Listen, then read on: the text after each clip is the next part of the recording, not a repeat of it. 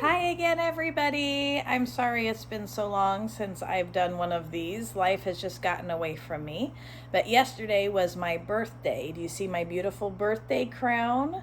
Joshua got me this beautiful birthday crown. I thought I'd show it off, and I thought I'd ask you, what do you think about me wearing this as a teacher next year to just prove that I'm queen of our classroom? What do you think? All right, I'm going to give it to Alexandria. She likes wearing it. We're in the silver chair. We're on chapter 5. So if you have a book and want to follow along, that's where we are, chapter 5. And it's called Puddlegum. Okay, remember we've got Eustace and Jill, and they're in Narnia, and they're supposed to go find King Caspian's son, and they just met with a bunch of owls who decided they were going to start helping them on the journey. They were going to take them to one place where they needed to go. Jill was asleep. Ever since the Owls' Parliament began, she had been yawning terribly, and now she had dropped off. She was not at all pleased at being waked again, and at finding herself lying on the bare boards in a dusty belfry sort of place, completely dark and almost completely full of owls. She was even less pleased when she heard that they had to set off for somewhere else, and not apparently for bed, on the owl's back. "Oh, come on, Pole, buck up," said Scrub's voice. "After all, it is an adventure." "I'm sick of adventures," said Jill crossly. She did, however, consent to climb on to Glimfeather's back, and was thoroughly waked up, for a while, by the unexpected coldness of the air when he flew out with her into the night. The moon had disappeared, and there were no stars. Far behind her she could see a single lighted window well above the ground, doubtless in one of the towers of Cair Paravel. It made her long to be back in that delightful bedroom, snug in bed, watching the firelight on the walls. She put her hands under her cloak and wrapped it tightly around her. It was uncanny to hear two voices in the dark air a little distance away. Scrub and his owl were talking to one another. "He doesn't sound tired," thought Jill. She did not realize that he had been on great adventures in that world before, and that the Narnian air was bringing back to him a strength he had won when he sailed the eastern seas with King Caspian. Jill had to pinch herself to keep awake, for she knew that if she dozed on Glimfeather's back, she would probably fall off. When at last the two owls ended their flight, she climbed stiffly off Glimfeather and found herself on flat ground.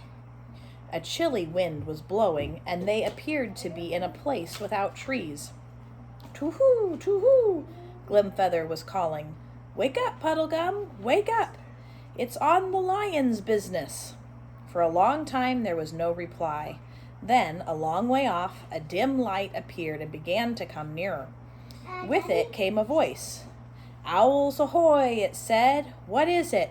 Is the king dead? Has an enemy landed in Narnia? Is it a flood or dragons?" When the light reached them, it turned out to be that of a large lantern. She could see very little of the person who held it. It seemed to be all legs and arms.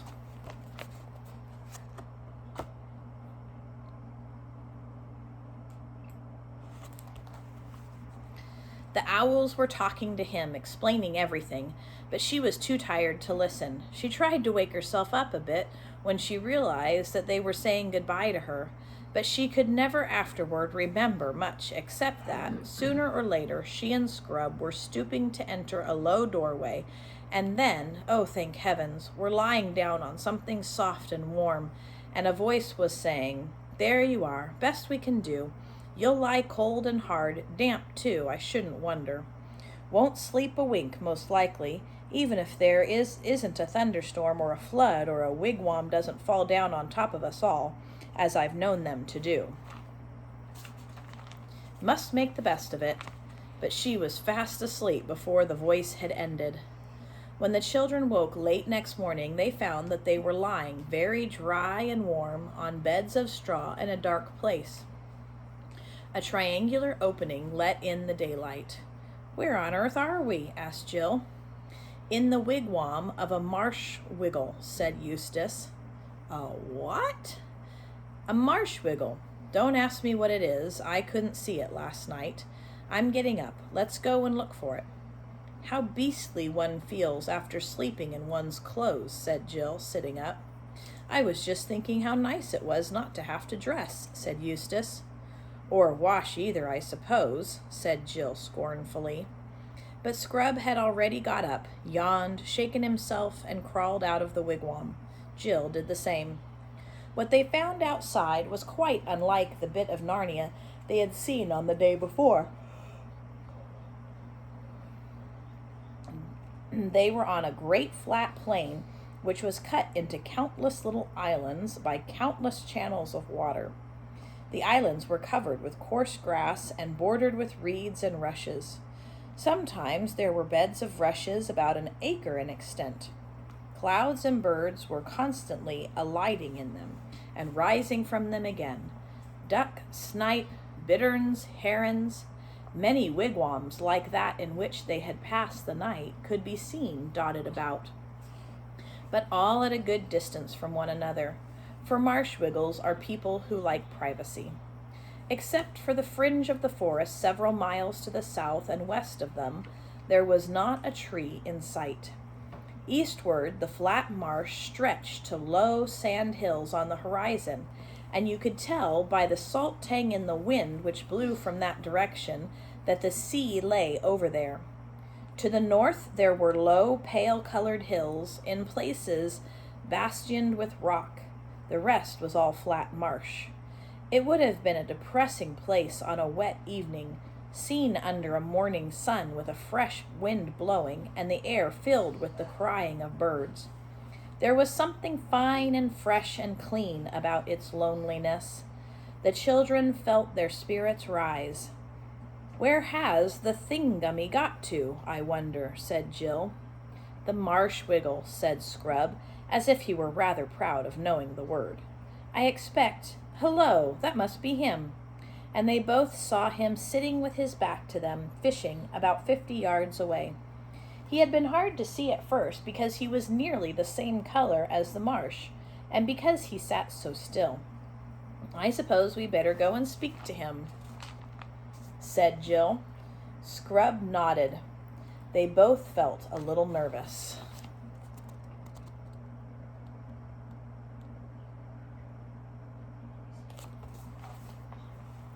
As they drew nearer, the figure turned its head and showed them a long, thin face with rather sunken cheeks, a tightly shut mouth, a sharp nose, and no beard.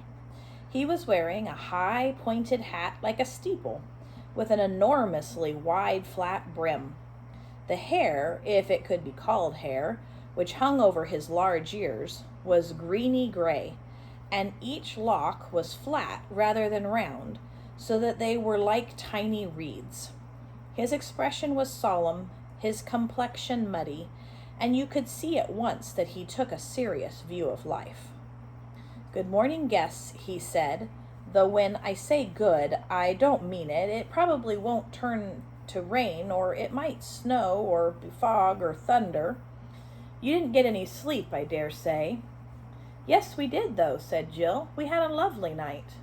"Ah," said the marsh wiggle, shaking his head, "I see you're making the best of a bad job. That's right.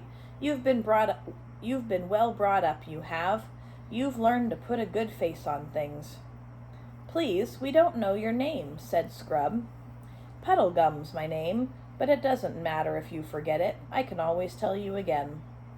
The children sat down on each side of him, and now saw that he had very long legs and arms, so that although his body was not much bigger than a dwarf's, he would be taller than most men when he stood up. The fingers of his hands were webbed like a frog's, and so were his bare feet, which dangled in the muddy water. He was dressed in earth-colored clothes that hung loose about him. "I'm trying to catch a few eels to make an eel stew for dinner," said Puddlegum, "though I shouldn't wonder if I didn't get any, and you won't like them much if I do." "Why not?" asked Scrub. Why, it's not in reason that you should like our sort of victuals, though I've no doubt you'll put a bold face on it. All the same, while well, while I am a catching them, if you two could try to light the fire, no harm trying. The wood's behind the wigwam. It may be wet.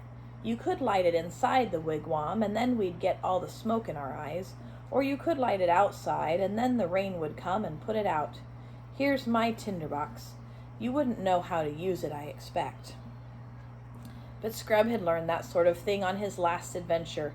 The children ran back together to the wigwam, found the wood, which was perfectly dry, and succeeded in lighting a fire with rather less than the usual difficulty. This Puddlegum, he doesn't seem to be very happy. He seems to always see the bad side in things, doesn't he? Then Scrub sat and took care of it while Jill went and had some sort of wash, not a very nice one, in the nearest channel.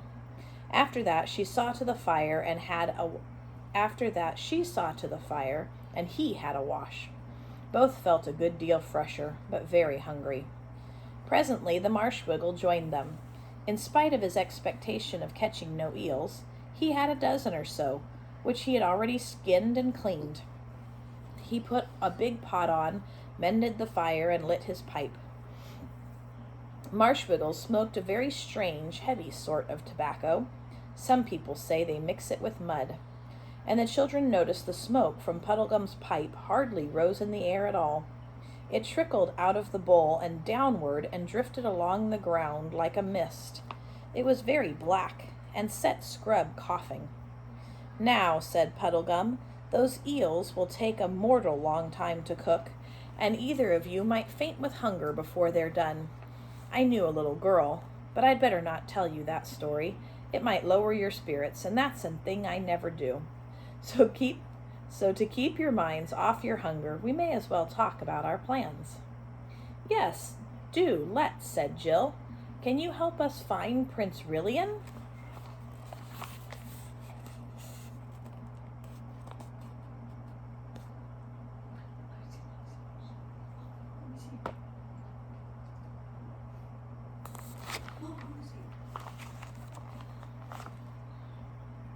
Ryan needed to see.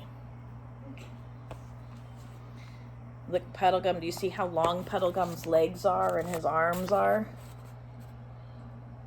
He's really tall, but only because of his legs and his arms. The Marshwiggle sucked in his cheeks till they were hollower than you would have thought possible. Well, I don't know that you'd call it help, he said. I don't know that anyone can exactly help. It stands to reason we're not likely to get very far on a journey to the north. Not at this time of year, with the winter coming on soon and all. And an early winter, too, by the look of things. But you mustn't let that make you downhearted. Very likely, with what enemies and mountains and rivers to cross and losing our way and next to nothing to eat and sore feet, we'll hardly notice the weather. And if we don't get far enough to do any good, we might get far enough not to get back in a hurry. Both children noticed that he said we, not you, and both exclaimed at the same moment, Are you coming with us? Oh, yes, I'm coming, of course. Might as well, you see. I don't suppose we shall ever see the king back in Narnia, now that he's once set off for foreign parts, and he had a nasty cough when he left. Then there's Trumpkin. He's failing fast, and you'll find there'll have been a bad harvest after this terribly dry summer, and I shouldn't wonder if some enemy attacked us, mark my words. And how shall we start? Said Scrub. Well, said the Marshwiggle very slowly, all the others who ever went looking for Prince Rilian started from the same fountain where the Lord Drinian saw the lady. They went north mostly, and as none of them ever came back, we can't exactly say how they got on. You've got to start by finding a ruined city of giants, said Jill. Aslan said so. Got to start by finding it, have we? Answered Puddlegum. Not allowed to start by looking for it, I suppose? That's what I mean, of course, said Jill. And then, when we found it... Yes, when, said Puddlegum very dryly. Doesn't anyone know where it is? Asked Scrub. I don't know about anyone, said Puddlegum, and I won't say I haven't heard of that ruined city. You wouldn't start from the fountain, though. You'd have to go cross Ettonsmoor.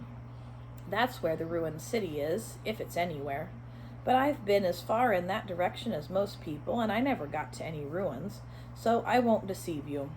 Where's Ettonsmoor? Said Scrub. Look over there northward, said Puddlegum, pointing with his pipe. See those hills and bits of cliff? That's the beginning of Ettonsmoor, but there's a river between it and us. A river Shribble. No bridges, of course. I suppose we can ford it, though, said Scrub. Well, it has been forded, admitted Marshwiggle. Perhaps we shall meet people in Ettonsmoor who can tell us the way, said Jill. You're right about meeting people, said Puddlegum. What sort of people live there? She asked. It's not for me to say they aren't all right in their own way, answered Puddlegum, if you like their way. Yes, but what are they? Pressed Jill. There are so many queer creatures in this country. I mean, are they animals or birds or dwarfs or what? The Marshwiggle gave a long whistle. Whew, he said. Don't you know? I thought the owls had told you. They're giants. Jill winced. She had never liked giants, even in books, and she had once met one in a nightmare. Then she saw Scrub's face, which had turned rather green, and thought to herself, I bet he's in a worse funk than I am. That made her feel braver. The king told me long ago, said Scrub, that time when I was with him at sea, that he'd jolly well beaten those giants in war and made them pay tribute. That's true enough, said Puddlegum. They're at peace with us all right. As long as we stay on our own side of the Shribble, they won't do us any harm. Over on their side, on the moor, there's always a chance. If we don't get near any of them, and if none of them forget themselves, and if we're not seen, it's just possible we might get a long way.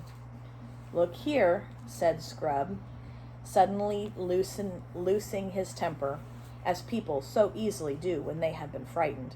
I don't believe the whole thing can be half as bad as you're making out, any more than the beds in the wigwam were hard or the wood as wet. I don't think Aslan could ever have sent us if there was so little chance as all that. He quite expected the Marshwiggle to give him an angry reply, but he only said, That's the spirit, Scrub, that's the way to talk. Put a good face on it. But we all need to be very careful about our tempers, seeing all the hard times we shall have to go through together. Won't do to quarrel, you know. At any rate, don't begin it too soon. I know these expeditions usually end that way. Knifing one another, I shouldn't wonder, before all's done. But the longer we can keep off it— Well, if you feel it so hopeless, interrupted Scrub, I think you'd better stay behind. Pole and I can go alone. Shut up and don't be a donkey, Scrub, said Jill hastily, terrified lest the Marshwiggle should take him at his word. Don't you lose heart, Pole, said Puddlegum. I'm coming, sure and certain. I'm not going to lose an opportunity like this. It will do me good. They all say, the other Wiggles all say, that I'm too flighty, don't take life seriously enough. If they've said it once, they've said it 1,000 times.